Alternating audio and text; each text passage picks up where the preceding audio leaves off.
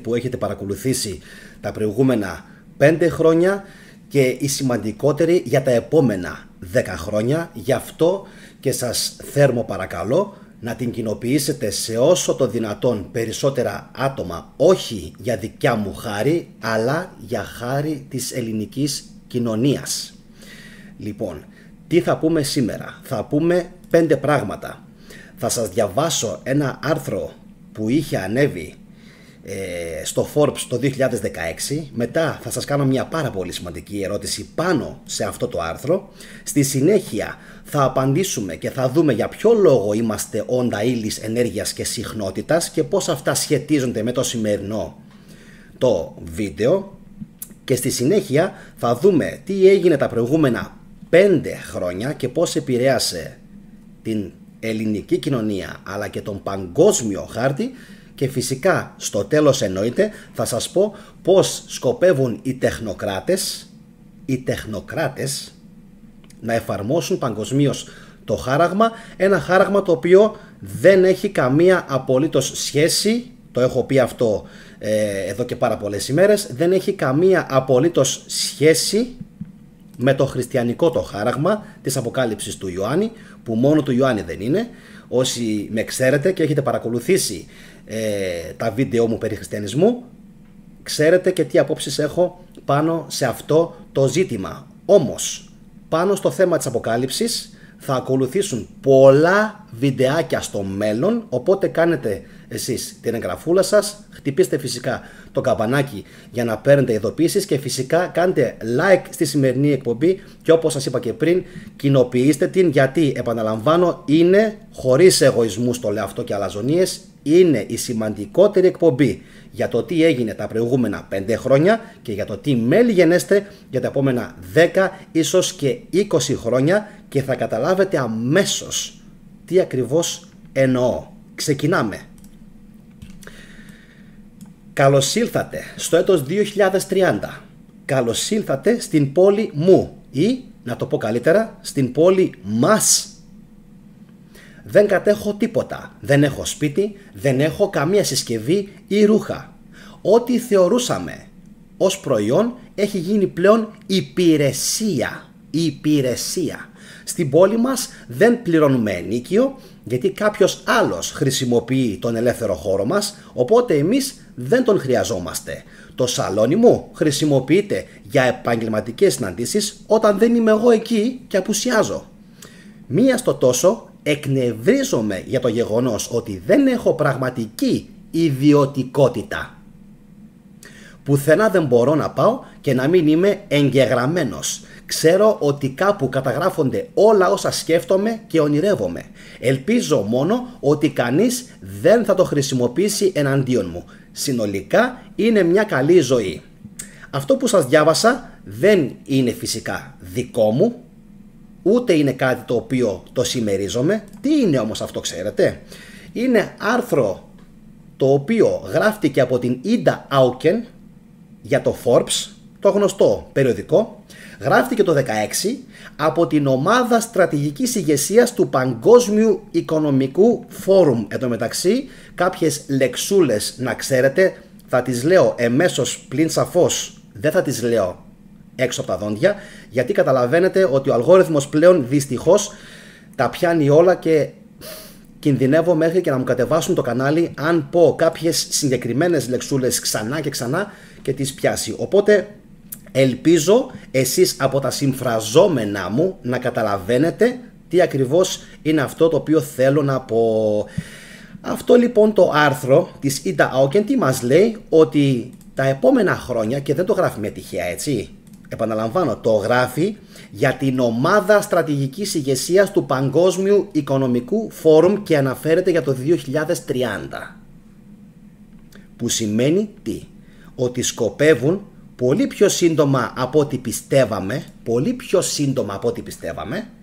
να κάνουν τι? Να αφαιρέσουν τις ιδιωτικές περιουσίες των ανθρώπων. Ένα αυτό. Και ένα δεύτερο, το οποίο μου το έστειλε μια φίλη μου αεροσυνοδός, η οποία ταξιδεύει συνεχώς, μου είπε ότι ένας άλλος φίλος της, ο οποίος πετάει συνεχώς προς Κίνα, ενώ η ίδια προς Αμερική, την ενημέρωσε ότι στην Κίνα δεν μπορείς να πας πουθενά πλέον. Όταν λέω πουθενά εννοώ κυριολεκτικά πουθενά, χωρίς να είσαι εγγεγραμμένος. Δεν γίνεται.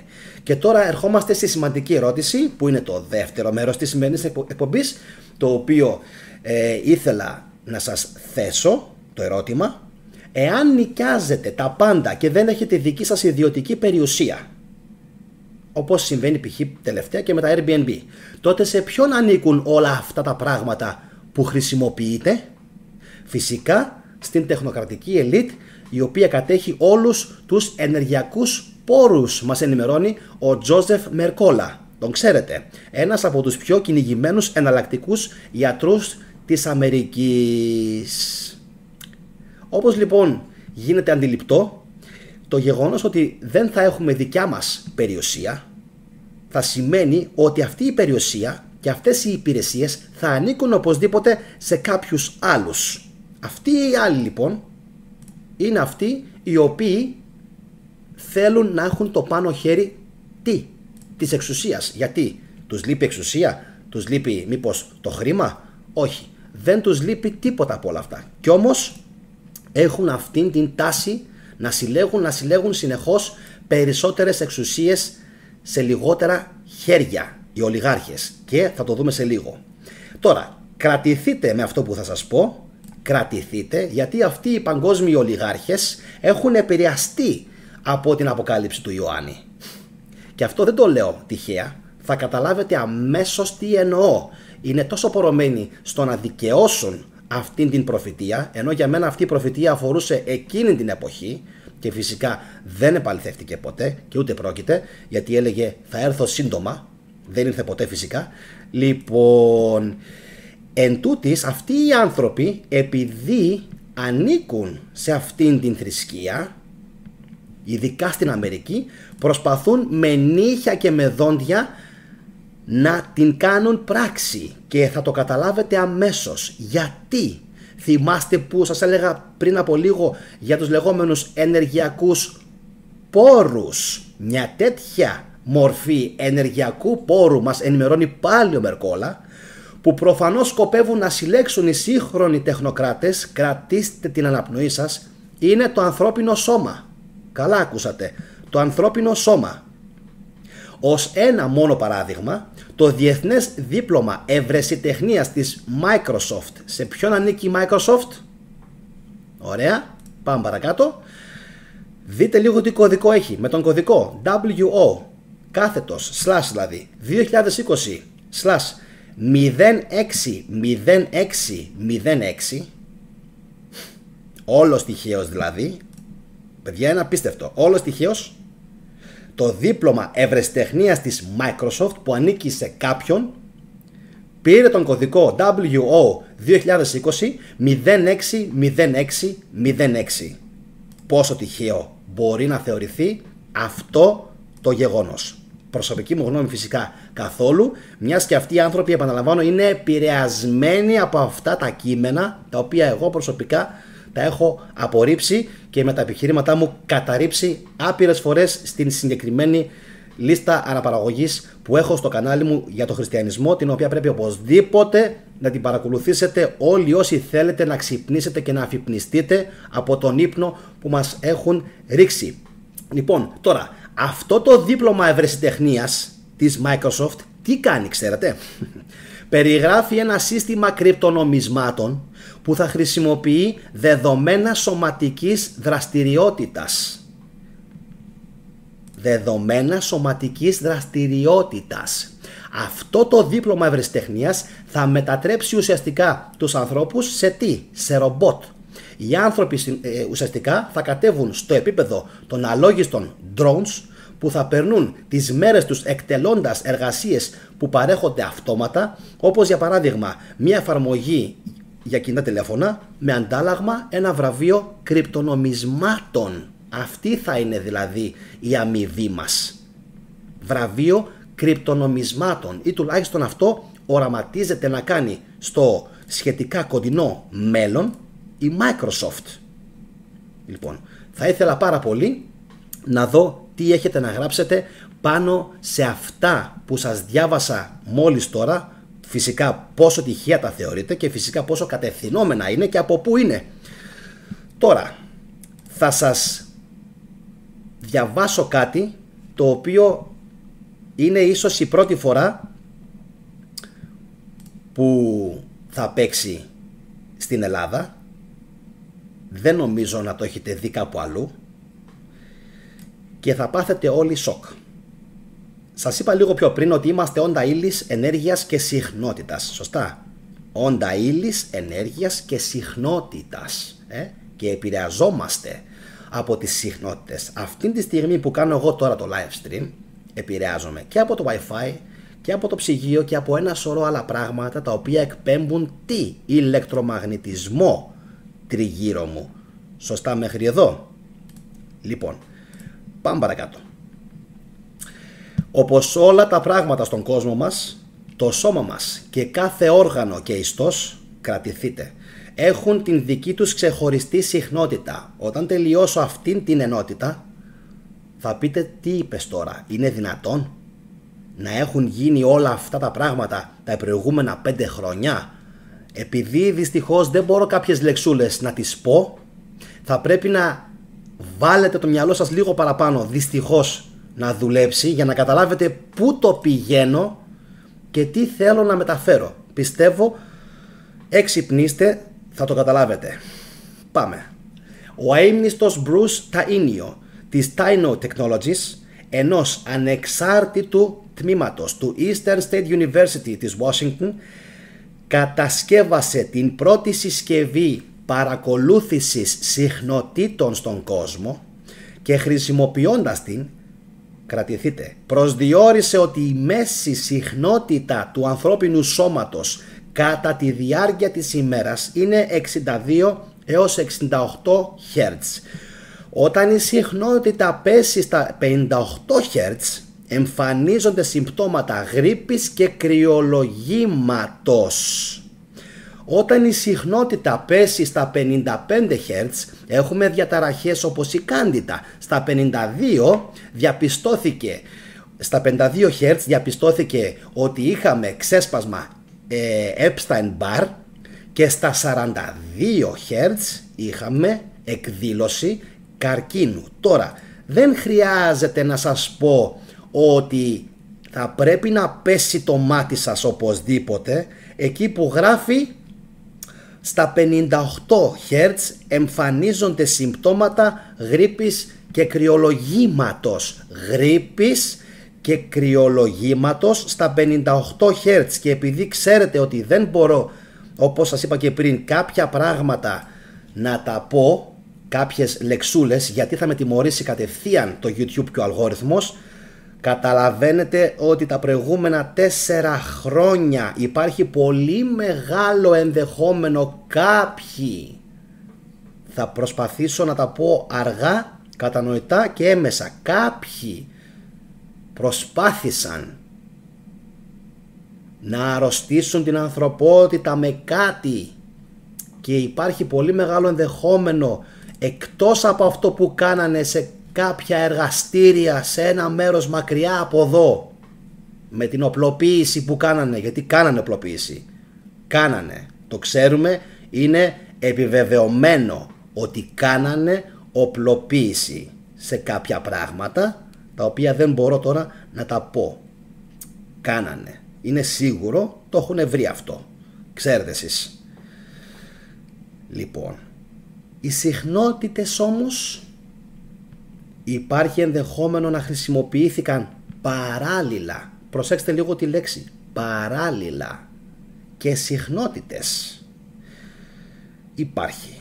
Θυμόσαστε που ο Ταγίπ έλεγε όχι στη Σουηδία και στη Φινλανδία στην είσοδό τους και στο καπάκι του λέει ο Biden πρόσεξε καλά μη σε τιμωρήσουμε, και του κάνει έτσι, γιατί θα σε τιμωρήσουμε, του Ερντογάν, και 2-3 μέρες μετά γίνεται ο σεισμός στη νότιο-ανατολική Τουρκία και γίνεται χαμός. Μπράβο. Όσοι δεν έχετε δει το βίντεό μου για το ΧΑΡΠ και τον σεισμό στην Τουρκία, να το παρακολουθήσετε πάρα πολύ αργά κρατώντας σημειώσεις, όπως και το σημερινό. Σας προτρέπω ξανά να το παρακολουθήσετε ολόκληρο 1 και 2 και 3 φορές, να κρατήσετε σημειώσεις οπωσδήποτε και φυσικά να το κοινοποιήσετε. Λοιπόν, τι συμπεραίνουμε από τα ανωτέρω που σας είπα? Ότι εκτός από φυσικά όντα, σε ένα πιο βασικό επίπεδο είμαστε όντα ενέργειας, των οποίων οι χημικές διεργασίες εξαρτώνται από την ελεύθερη ροή αυτής της ενέργειας μέσω του σώματός μας. Γι' αυτό ακριβώς και βοηθάνε 2 πρακτικές τον οργανισμό. Η μία είναι φυσικά ο βελονισμός, την οποία δεν την πολυδιαφημίζουν όσο θα έπρεπε, και η άλλη φυσικά είναι ελεύθερη και δωρεάν και διατίθεται από τη φύση, και είναι η γείωση. Η γείωση, όταν πατάμε τα πόδια μας στο έδαφος. Χορτάρι είναι, εντάξει, πράσινο, χώμα, αρκεί να μην είναι ξύλο ή μάρμαρο, εντάξει, γιατί αυτά δεν βοηθούν στη γείωση. Οτιδήποτε άλλο είναι φυσικό, όπως και η αμμουδιά φυσικά και η θάλασσα ακόμα, εννοείται, όλα αυτά είναι στοιχεία που γιώνουν και επαναφέρουν τα ηλεκτρικά κυκλώματα του οργανισμού μας και καταπολεμούν τις φλεγμονές. Όλα αυτά είναι φυσικά πράγματα τα οποία μας τα κρύβουν. Λοιπόν, τελειώσαμε και με την τρίτη ενότητα, πάμε στην τέταρτη και προχωράμε προς την πέμπτη, που είναι το πώς θα εφαρμόσουν αυτήν την πρακτική, γιατί ακόμα δεν έχω φτάσει εκεί που ήθελα, παιδιά, να φτάσω. Πάμε να προχωρήσουμε εκεί που θέλω να σας πάω. Πριν όμως φτάσουμε στο χάραγμα, θα δούμε λίγο τι έγινε τα προηγούμενα 4-5 χρόνια, για να βγάλετε όλοι σας μόνοι σας τα συμπεράσματά σας. Ακούστε, παιδιά, να πάθετε πλάκα. Το πρόσωπο, διαβάζω, έχει 42 μυς. Το ξέρατε? Έχει 42 μυς, πολλοί εκ των οποίων μας βοηθάνε να εκφραζόμαστε. Τι κάνει λοιπόν η μάσκα όταν την φοράμε? Κρύβει σχεδόν το σύνολο του προσώπου, αλλά και της έκφρασης του ανθρώπου, και φυσικά κλείνει και το στόμα. Ξέρετε, μπορεί να μιλάς, αλλά το στόμα σου, μεταφορικά μιλώντας, είναι κλειστό. Στο έχουν ράψει, στο έχουν κλείσει. Κρατήστε το αυτό. 1. Δεύτερον, είχαμε την μείωση ελευθερίας λόγου. Ξεχάστε ό,τι ξέρατε, αρχαία αγορά Αθηνών, όπου έβγαινε ο καθένας και μπορούσε ελεύθερα να πάρει βήμα και να πει την γνώμη του, τουλάχιστον εφόσον δεν έλεγε αρλούμπες και σαχλαμάρες. Τρίτο, συγκέντρωση υπερεξουσιών σε ολιγάρχες. Ψέματα είναι? Όχι, αλήθεια είναι. Τέταρτο, πρόσφατες δηλώσεις του ΠΟΗ, πριν από 2 ημέρες μάλιστα, για επόμενο κύμα. Δεν μπορώ δυστυχώς να πω τη λέξη. Ξέρετε όμως εσείς τι εννοώ.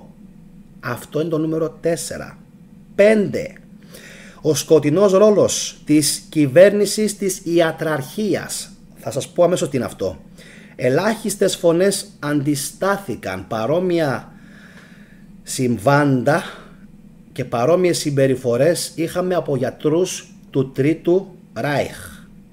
Τι είναι η κυβέρνηση ιατραρχίας, ξέρετε? Είναι οι γιατροί οι οποίοι έβγαιναν καθημερινά και το έπαιζαν ότι είναι πάνω από τον Θεό. Μη μου πει κανείς ότι δεν το έκαναν, το έκαναν. Εμείς το λέμε και ό,τι λέμε εμείς είναι πάνω από τον νόμο του Θεού, πάνω από τον Μωυσή, πάνω από τον Θεό, πάνω από τους πάντες. Τα λέω σωστά? Ελπίζω να τα λέω σωστά. Πάμε παρακάτω. 6. Κοινωνική αποστασιοποίηση.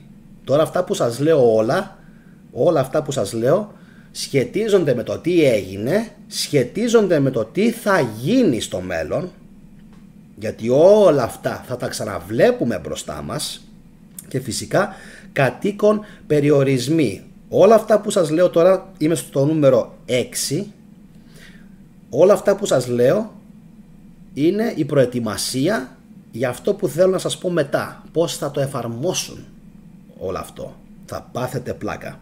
Πάμε στο νούμερο 7. 58 εκατομμύρια άνεργοι. δημιουργήθηκαν εξαιτίας της πρόσφατης κρίσης, ξέρετε εσείς ποιας κρίσης, στην Αμερική. 100.000 μικρομεσαίες επιχειρήσεις έβαλαν λουκέτο και τώρα κρατηθείτε. Κοιτάξτε έναν παράξενο αντίκτυπο. 43.000 μικροεπιχειρήσεις μαύρων, 43.000 μικροεπιχειρήσεις μαύρων, οι οποίες χρειάστηκαν 3 γενιές για να στηθούν, έκλεισαν και έβαλαν λουκέτο. Για να μην πούμε το τι έγινε και στην Ελλάδα, έτσι, χαμός. Τα έχω καλύψει όλα σε προηγούμενες εκπομπές. Πάμε στο νούμερο 8, το οποίο θα σας αφήσει ξανά πιστεύω άφωνους. Πόση περιουσία πιστεύετε ότι έφυγε από τα δικά σας χέρια, τα δικά μου και όλου του κόσμου, για να φτάσει σε κάποια άλλα χέρια ολιγαρχών? Ακούστε λίγο το νούμερο. Περίπου την τελευταία τετραετία 1 με 2 τρισεκατομμύρια δολάρια έφτασαν στα χέρια των ολιγαρχών, οι οποίοι τι κάνουν? Ελέγχουν συγκεκριμένους οργανισμούς, τους οποίους δυστυχώς δεν μπορώ να προφέρω. Είναι big αυτό, big εκείνο, big αυτό, big εκείνο. Εντάξει, δεν μπορώ όμως δυστυχώς να τα πω, γιατί θα μου κατεβάσουν το βίντεο. Όπως καταλαβαίνετε,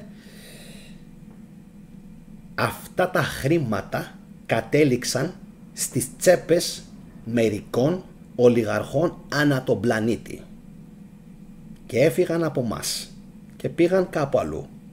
Η ερώτηση είναι, πώς πιστεύετε ότι θα χρησιμοποιηθούν στο μέλλον? Για το καλό μας? Και πάμε στο νούμερο που είμαι, στο θ. Έχω φτάσει τώρα. Κάπου στο 9 με 10 είμαστε τώρα. Εμείς κατοίκον λοιπόν περιορισμό, και αυτοί ήταν έξω όλο αυτό το διάστημα και έστειναν το νέο δίκτυο. Το νέο δίκτυο, ξέρετε, είναι το 5G. Δεν θέλω να το πω. Φανταστείτε πού μας έχουν φτάσει, έτσι. Πού μας έχουν φτάσει. Δεν θέλω καν να μπω, να πάρω το ρίσκο να το πω στα αγγλικά. Είναι απίστευτο το πόσο πολύ μας έχουν κάνει να φοβόμαστε να πούμε μία απλή πρόταση, έτσι, που αποτελείται από 2 λεξούλες.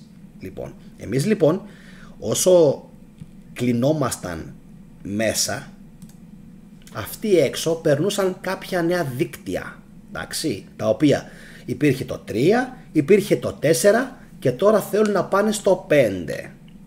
Έρχεται λοιπόν μια μέρα ένας ηλεκτρολόγος στο παλιό μου το σπίτι και μου λέει, στην Ινδία ήδη δοκιμάζουν το 6 και το 7. Στην Ινδία ήδη σε ιδιωτικές εταιρείες, όχι σε δημόσιες, σε ιδιωτικές, το 6 και το 7. Οι Ινδοί ήταν τόσο μπροστά.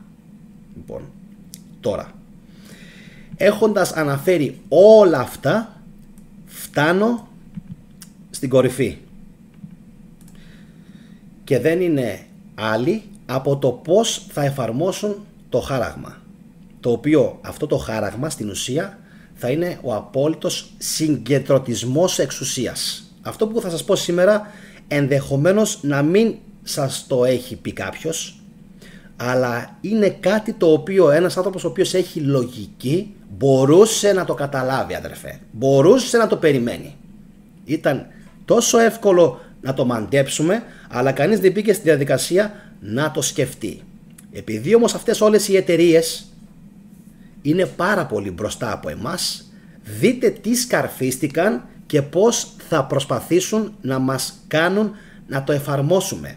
Όσοι πιστεύουν ότι έχει σχέση αυτό με το Neuralink του Musk, πλανώνται.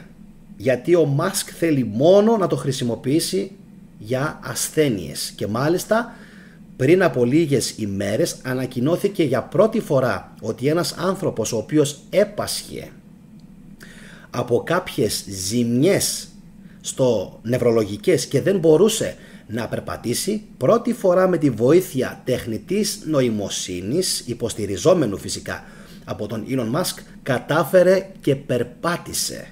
Λοιπόν, δεν σχετίζεται όμως με τον Musk, σχετίζεται με τους άλλους, με κάποιους άλλους, με κάποιες εταιρείες, και θα σας αποκαλύψω τώρα τι σκοπεύουν να κάνουν. Δώστε βάση, θα σας τα πω αργά, έμεσα και πλάγια όσο μπορώ, για να μην το κατεβάσουν το σημερινό. Λοιπόν, ακούστε προσεκτικά. Ψάχνω να βρω τις λέξεις τώρα για να μην το κατεβάσουν.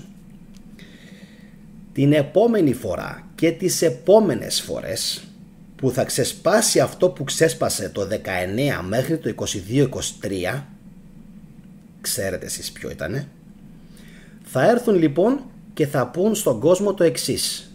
Ακούστε μάγκες, την προηγούμενη φορά θα είναι πιο προετοιμασμένοι. Την προηγούμενη φορά είδαμε ότι πολλοί από εσάς δεν το κάνατε. Είχατε τις ενστάσεις σας, τις διαφωνίες σας και δεν θέλατε. Εμείς, επειδή είμαστε πολύ καλές εταιρείες και σας αγαπάμε και δεν μας νοιάζουν τα λεφτά σας, θέλουμε να είσαστε πάνω απ' όλα υγιείς. Και για τον λόγο αυτόν, επειδή ξέσπασε πρόσφατα, θα μας λένε στο μέλλον, επειδή ξέσπασε πρόσφατα άλλη μια παρόμοια περίπτωση όπως και το 19-23 που έγινε και είχαμε αυτό που όλοι μέναμε στα σπίτια μας, την λεξούλα που δεν μπορώ τώρα να την πω, και τα κλείσανε όλα. Ωραία, πάμε παρακάτω. Δεν θα χρειαστεί να το κάνουμε έτσι. Όχι, μπορεί και να χρειαστεί. Μπορεί και να το εφαρμόσουμε αν δεν υπακούσετε σε αυτό που θα σας πούμε. Τι είναι αυτό λοιπόν που σας προτείνουμε εμείς, οι καλές οι εταιρείες οι οποίες νοιαζόμαστε και αγαπάμε τον άνθρωπο? Ακούστε το. Θα έρθουν λοιπόν και θα σου πούνε το εξής. Επειδή έχεις ενστάσεις για τον μπολάκι, όχι αυτό που έχω εγώ εδώ πέρα, για να πίνω ή για να τρώω, εντάξει, επειδή έχεις ενστάσεις για αυτό εδώ που σου κάνουμε, θα σου προτείνουμε μία λύση η οποία θα σε κάνει να ηρεμήσεις. Ποια είναι αυτή η λύση? Πάρα πολύ απλό. Μαζί με αυτό που θα σου βάλουμε, θα σου βάλουμε και ένα σύστημα συλλογής βιοδεδομένων 24 ώρες το 24ωρο, 24/7, 7 ημέρες την εβδομάδα, το οποίο τι θα κάνει? Θα μετράει, θα βλέπει, θα παρακολουθεί και θα αναμεταδίδει σε ένα συγκεκριμένο κέντρο συλλογής πληροφοριών όλα σου τα δεδομένα τα οποία έχουν σχέση με την υγεία σου, με την καρδιά σου, με το αν σου προκαλεί παρενέργειες, με το αν σε πείραξε, με το αν σου έκανε φλεγμονές, αν σου έκανε μυοκαρδίτιδα, περικαρδίτιδα, αν σε χτύπησε στο κεφάλι, στο ανοσοποιητικό, στο έντερο, στο γαστρεντερικό. Πού σε πείραξε? Όπου και να σε πείραξε, αδερφέ, εμείς είμαστε εδώ για σένα. Θα έχουμε την συλλογή των πληροφοριών σου λεπτό προς λεπτό, ώστε ανα πάσα στιγμή, αν εσύ κινδυνέψεις από αυτό που σου δώσαμε για να σε βοηθήσουμε, εμείς οι καλές οι εταιρείες είμαστε, ξέρεις, εδώ για σένα. Σ' αγαπάμε και θα έρθεις σε εμάς ή θα σε πάρουμε εμείς τηλέφωνο, στη χειρότερη, θα σε πάρουμε εμείς τηλέφωνο και θα σου πούμε, κοίταξε να δεις, σου κάναμε αυτό το τάδε και σε έκανε αυτό και σε επηρέασε εκεί, σε επηρέασε στο άλλο. Βλέπεις, είμαστε εδώ για σένα, σ' αγαπάμε, σε στηρίζουμε και θα σε βοηθήσουμε να το ξεπεράσεις, γιατί μάθαμε από τα λάθη μας και την προηγούμενη φορά δεν είχαμε συλλέξει βιομετρικά στοιχεία. Δεν ξέραμε ότι θα παρουσιάζονταν τόσες πολλές περιπτώσεις αθλητών, τι θέλετε, πολιτικών, δημοσιογράφων, γνωστών προσώπων, των social media, οι οποίοι τι θα κάνανε? Δεν ξέραμε ότι θα πέφτανε όλοι κάτω από αυτό. Δεν το περιμέναμε. Δεν το περιμέναμε γιατί για κακή μας τύχη κάναμε επέμβαση σε κάτι που λέγεται ρο-νι αλφα και σχετίζεται με το DNA του ανθρώπου, ρο-νι αλφα, εντάξει, και το πειράξαμε λίγο και το αλλάξαμε. Και δεν περιμέναμε αυτό που σας δώσαμε να επηρεάσει το ρο-νι αλφα τόσο πολύ. Δεν το περιμέναμε. Την επόμενη φορά όμως θα είμαστε πάρα πολύ καλά προετοιμασμένοι γι' αυτό και όσοι θέλετε θα το κάνετε και θα σας εξυπηρετούμε εμείς. Μπορεί να στέλνουμε μέχρι και έναν σταθμό στο σπίτι σας για να σας παρέχουμε οτιδήποτε χρειάζεστε για να μειωθούν οι παρενέργειες από το δεδομένο από το συγκεκριμένο σκεύασμα το οποίο σας χορηγήσαμε, και κάπως έτσι θα προσπαθήσουν να το πασάρουν τα επόμενα χρόνια. Όλα αυτά, να ξέρετε, είναι ενέργειες ολοκληρωτισμού. Έτσι λέγονται. Ενέργειες ολοκληρωτισμού. Δηλαδή τι? Συγκεντρωτισμού της εξουσίας σε όλο και λιγότερα άτομα. Γιατί αυτοί οι άνθρωποι, πιστέψτε με, έχουν λύσει το πρόβλημα της ζωής τους, το οικονομικό τους, και δεν τους νοιάζουν αυτά τα πράγματα που αφορούν εμάς, όλους τους απλούς ανθρώπους. Το καταλάβατε αυτό? Τα έχουν λύσει όλα αυτά. Και θα ήθελα πάνω σε όλα όσα σας ανέφερα μέχρι στιγμής να μου γράψετε μετά κάτω στα σχόλια τι πιστεύετε. Νομίζω ότι ο Μερκόλα είναι από τους λίγους, μαζί με τον Κέννεντι, αυτούς τους Κέννεντι μεταξύ τους έχουν αφανίσει όλους, μαζί με τον Κέννεντι είναι από τους ελάχιστους, ο οποίος τους έχει ξεμπροστιάσει και προσπάθησαν με νύχια και με δόντια να τον παρουσιάσουν ως απατεώνα. Μέχρι και στην Wiki, δεν τη λέω ολόκληρη τη λέξη, μέχρι και στην Wiki έχουν γράψει για τον Μερκόλα ότι είναι εναλλακτικός και ψιλοαπατεώνας. Δεν τα λέει καλά, γιατί δεν πηγαίνει με το σύστημα, και όταν δεν πηγαίνεις με το σύστημα καταλαβαίνετε όλοι τι θα σε κάνουν. Λοιπόν, να με συγχωρέσετε που δεν μπορώ να πω τις λέξεις, όλες τις λέξεις που ήθελα για να γίνομαι πιο κατανοητός, αλλά δυστυχώς σε προηγούμενα μου βίντεο που έκανα και strike είχα δεχτεί και τα βίντεο μου τα κατέβασαν. Ελπίζω το σημερινό το βίντεο με τον τρόπο που το είπα να έγινε κατανοητό, α, β, να μην το κατεβάσουν, και γ, να το κοινοποιήσετε οπωσδήποτε παντού. Άλλες φορές ποτέ δεν λέω κοινοποιήστε το, δεν με νοιάζει. Το σημερινό όμως με νοιάζει γιατί οι Έλληνες το ξέρουν πάρα πολύ καλά αυτοί. Είναι πάντα έτοιμοι, προετοιμασμένοι και αντιδραστικότεροι από όλους τους υπόλοιπους πυθύνιους λαούς ανά τον κόσμο. Και είμαι σίγουρος ότι πάλι θα είμαστε έτοιμοι, και θα εξαρτηθεί φυσικά από το ρημάδι, το κουμπί σας, τα οποία είναι δύο και είναι πάρα πολύ απλά. Ένα είναι το like και ένα είναι κοινοποίηση. Όλα τα υπόλοιπα είναι να είχαμε να λέγαμε. Οπότε θα ήθελα πάρα πολύ όλη αυτή τη μεγάλη έρευνα που έκανα να την στηρίξετε, και φυσικά, όπως σας είπα και πριν, όσοι δεν έχετε κάνει εγγραφή στο κανάλι να κάνετε. Λοιπόν, τώρα αυτά για σήμερα.